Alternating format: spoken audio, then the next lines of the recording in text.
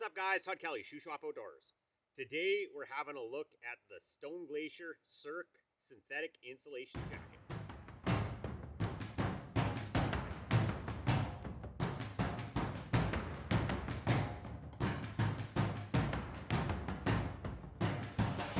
So when it comes to your insulation layer, you have two options to go with. First off is a synthetic layer, and the second is down. Both of them have a place in your backpack during the season, and they have different operating environments that they both excel at. If I was to choose one, I would go with synthetic because it's going to cover everything. The down layer is kind of a bonus for those special occasions where you can get away with having down that's not going to be affected by the weather as much. So we're going to focus on this Cirque Jacket. This is a size medium. As far as Stone Glacier's sizing chart goes, they're the most accurate in their measurements that I've found compared to the other hunting brands. So you can trust when you take your body measurements, line them up with their sizing chart, that you're going to get a garment that's going to fit, especially for us in Canada where there's not a lot of options to see this stuff in person before you order it. So first off, on the outer layer, this is a 15D Pertex. I just got some notes here to make sure I'm getting everything correct. It's a Pertex outer fabric, and to be honest, being 15D, some of the comments I've read online was that it's super fragile, and when it showed up in person, I'm surprised at how durable it feels. I have another insulation piece that has 30D outer layer on it, and this feels a lot more durable than that 30D one. So not all fabrics are created equal. So don't worry about this being a fragile piece at all. It feels super durable.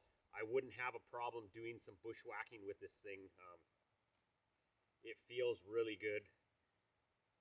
On the cuffs, they have a little spandex, elastic type material. It's not tight at all, but it just is snug enough to seal off the cuff of the arm to keep the heat inside the jacket, which is a nice feature. They have the drawstrings on both sides, so you can tighten up the bottom if you need to. Couple of hand pockets, and as a lot of manufacturers are going to, they're elevated so that you can still access them while you have a backpack with a waist strap on, which is a great feature. It's so nice when you're hiking to be able to put your hands in your pockets. If you have gloves, you want to take them off, you can throw them in your pockets, and it's not getting away of your waist belt of your backpack. Pit zips, which is a great feature on an insulation piece, has zippers on both ends, so you can go top down or bottom up, which is really nice because when you're wearing a backpack, I find accessing the lower one to be difficult. So it's nice having that option of a second pull tab, so you can get some venting if you need to. This is listed as an active insulation piece, and that just means that it's going to be a little more breathable. It's more durable being a synthetic insulation in it than down. Down is great as it's lightweight, packable, but its one enemy is moisture. And even just your body sweat coming through can wet out the down, especially if it's under compression from a backpack, bending arms, your elbows, you put that pressure while you're sweating, and it's going to wet out that down. So that's why they say the synthetic is active, that you could get hiking done with it, sweat in it. The insulation is still going to work while wet. So that is the big bonus of a synthetic piece over the down. Where down really excels is that it's warmer, more compactable, and lighter weight than the synthetic ones. But as I said, if you're choosing one, I would go synthetic just because it's going to cover you over all hunting conditions. The insulation in the jacket is 133. It's 133 grams per square meter, and that's how fabric is measured, is in square meters. That's how they buy it. So it's 133 grams, and it's even across the board. There's no body mapping where it's different levels throughout the jacket, which I prefer. My insulation piece, I want it even. I have another jacket that does have body mapping where the core is different than the arms and underneath. And I found I got cold in those situations where my arms would be cold or my sides would get cold quicker than my core, which I found odd. I'm not a really big fan of that. So I'm glad Stone Glacier went with an even layer of insulation over the whole thing. Their Cirque Light does have a little bit of the fleece paneling over on it, so it's more of a warmer weather type insulation piece. But this is their colder weather synthetic insulation piece, which is really nice that they have that over. The Primaloft insulation is their gold level. If you want to know more information about the type of insulation, it's Primaloft Gold. A quick Google search can tell you the difference between the different types of Primaloft insulation. As I said, it's going to hold up while it's wet, which is really nice. Whether you're sweating in it or you get snow, rain on it, whatever, it's going to hold up and still keep you warm. It does have a DWR finish on it, as all jackets are going to these days. DWR doesn't mean much to me. My experience is it lasts for an hour at the most, and then everything wets out. So not a real big game changer in my opinion. All DWRs suck. All the reapplying DWR never works in my opinion. It is what it is. I typically throw on a rain jacket over top of my insulation piece just as a wind block anyways, so I don't like getting my jackets wet to begin with. Big heavy duty YKK zipper is your main zipper, and all the zippers are YKK. I do like that they went with a heavier duty zipper on all their stuff. It's just a lot more durable. It does add to the weight, and some of the other jackets I've seen from other companies, they use lighter weight zippers, which drops their overall weight of their garments down, but they're not as durable. The teeth break, they catch clothing easier or cloth. I rather just have a little bit of a weight penalty with a heavier duty zipper that's going to last really long, something you can yank on hard and you don't have to worry about it breaking. They have a really nice big draft collar behind the zipper, which is really nice. You find this in sleeping bags. There's not too many insulation pieces that I can think of that have a big, nice draft collar like this built into them. So really smart idea by Stone Glacier, including this. Couple of little hand pockets in here, which are nice. If you wear, I like wearing hiking and fleece gloves while it's cold out. And this is a great place to put them in when you don't need them. Zip them up, and your body heat is going to dry out gloves actually fairly quickly. And it's a lot better than these hand pockets on the outside. They get more body heat. They're on the inside of the insulation. So it does dry out fairly quickly. Hoods. This has a nice articulating hood.